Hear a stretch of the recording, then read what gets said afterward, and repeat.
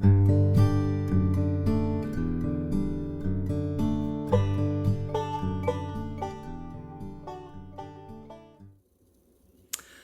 there, Duncan Fremlin here.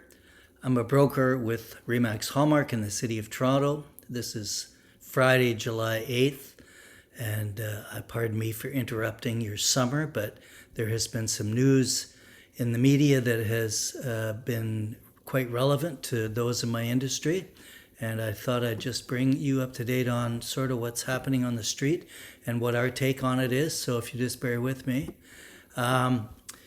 First of all, there was an article in today's Globe, for example, Carolyn Ireland wrote about, from a couple of agents' perspective about what's going on, and they're for the most part accurate. But what she didn't emphasize, and I thought it was pretty important, was that regardless of the softness of the market or regardless of the difficulties that some sellers are having, there are many that are having success. For example, in the last 14 days, I just had a look quickly in the Cabbagetown area. There were 11 listings. 3 of them sold in the last 2 weeks. None of them for over asking, but across the valley into Riverdale, and there were 19 properties. 7 sold in the last 2 weeks, and all of them for over asking. So, as with most things with this business, it's confusing and misleading, but you have to read into it. You have to sort of qualify the information, and I guess what it's safe to say is that agents are not suggesting people underprice their houses expecting to get multiple offers. In general, there are still obviously some doing that, but for the most part of the agents that I've spoken to, a few of them are doing it. Of course, it's particular to each property. I find with markets like this, the houses that have something unique about them, location-wise, perhaps a tiny backyard, perhaps no parking, there may be something about the house. Those are the ones that are most likely to sit and take some time to sell. The prime ones on great streets with multiple bathrooms and bedrooms and garages and priced right, etc., those are, of course, still going to get the majority of the buyers looking at them and will probably do much better in terms of final sell price than the others. So the other thing I often get asked is, should I wait till the fall or should I wait till whenever to either list or to purchase?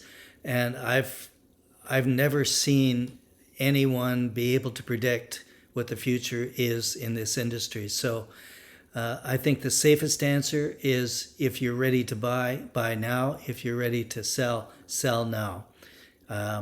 We at least know now what the market is, so we can plan a strategy, a listing strategy, pricing strategy based on what we know now. I wouldn't begin to try to anticipate what prices are going to be like even 2 weeks from now. So if someone asks me to do an appraisal on their house, I'll make a point of saying, yes, this is what it's worth today, but not necessarily next week, 10 days, 2 weeks from now. So it's a very specific kind of market in that respect. I also will say that in a market like this, I'm not going to sugarcoat anything. If you ask me what I think, I will base my opinion on my experience and what I see in the market.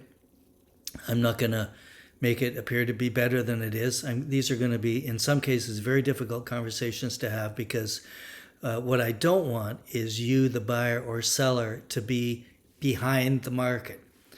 I want to suggest to you that it's best to either be with the market or, even better, just a little bit ahead of the market. Give you a quick example. A fella I was showing a house to a couple of years ago. Market was on the rise. He kept bidding.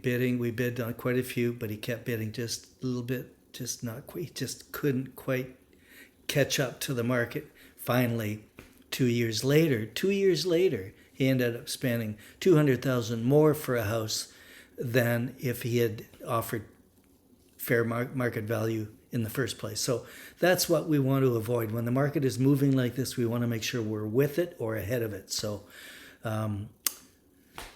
there you go. I'm a broker with Remax Hallmark. I have a referral network across the country. If you need to look for an agent, I keep my finger in the pulse of as much as I can. So information's on the screen, and I hope summer continues to be sunny and warm for you. Thank you.